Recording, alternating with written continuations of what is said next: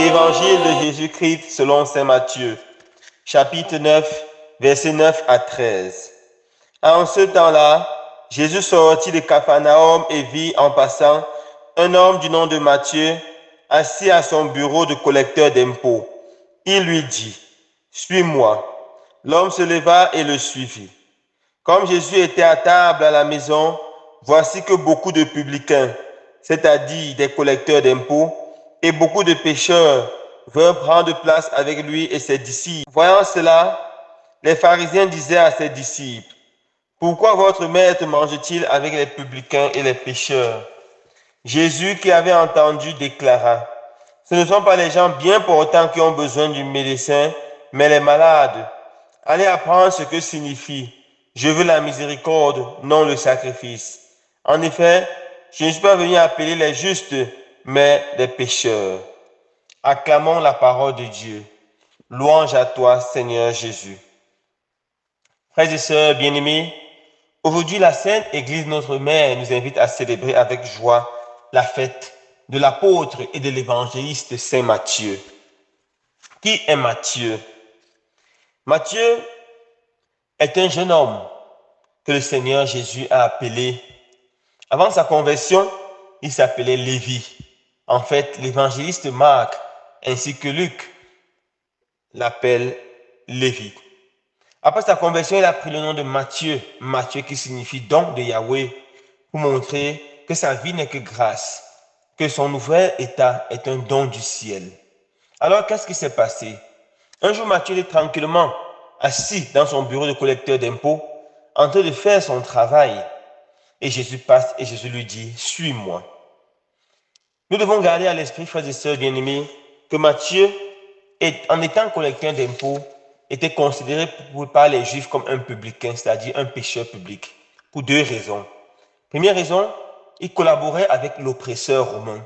C'est lui qui collectait l'impôt aux Juifs afin de reverser aux Romains. Et les Juifs qui avaient en horreur les Romains et tous ceux qui s'associaient avec eux détestaient de tout leur cœur les collecteurs d'impôts. Ils les appelaient les publicains, les pécheurs publics.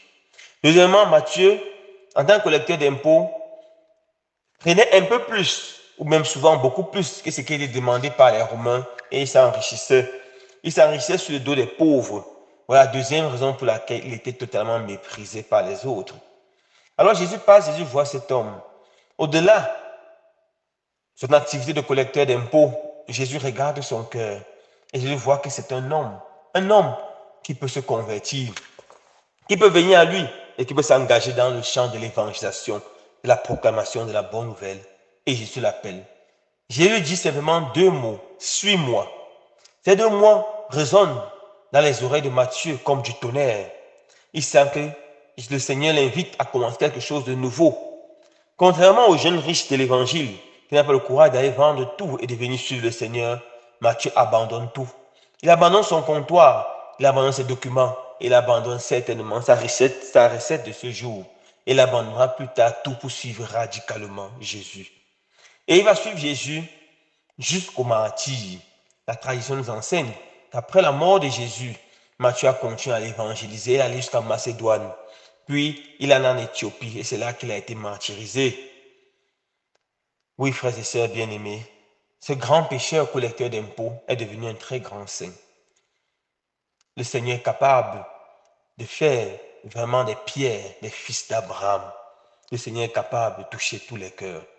Alors, qu'est-ce que nous pouvons retenir de cet évangile ou de la fête de Saint Matthieu? Premièrement, peu importe la laideur de notre péché, peu importe la situation que nous traversons, Jésus nous aime et il nous dit, suis-moi. Laisse le péché.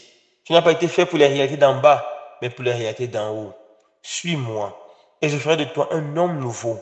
Je ferai de toi un don de Yahweh pour tous ceux qui te rencontreront. Je t'utiliserai comme un instrument afin que mon nom soit connu dans ta famille, dans ton voisinage, partout où tu seras. Deuxième leçon. Le Seigneur n'a pas pris Matthieu lorsqu'il était affairé à ne rien faire. Le Seigneur n'aime pas les paresseux. En fait, quand nous regardons l'évangile ou la Bible, jamais le Seigneur n'a appelé quelqu'un qui n'était affairé à rien faire. Comme disent souvent certaines personnes, le paresseux, c'est l'ami du diable. C'est le diable qui appelle les paresseux. Dieu appelle les travailleurs. Si on regarde l'Ancien Testament, on voit David, il était occupé à paître le troupeau de son père Jéthro. C'est là qu'il est appelé par le Seigneur. Si on regarde Amos, lorsqu'il était occupé avec son bétail, c'est là que le Seigneur l'appelle. Dans le Nouveau Testament, Pierre et son frère étaient avec leur père en train de nettoyer les filets. C'est là que Jésus l'appelle. Et Matthieu est assis dans son bureau collecteur d'impôts. C'est là que le Seigneur l'appelle. Le Seigneur n'appelle pas les paresseux, mais il appelle les travailleurs. Il appelle déjà ceux qui travaillent afin de les associer à sa mission. Pour avoir le privilège d'être appelés par le Seigneur, frères et sœurs bien-aimés, nous devons chasser la paresse de notre vie. Car la paresse attire vers nous le vice, attire vers nous toutes sortes de vices.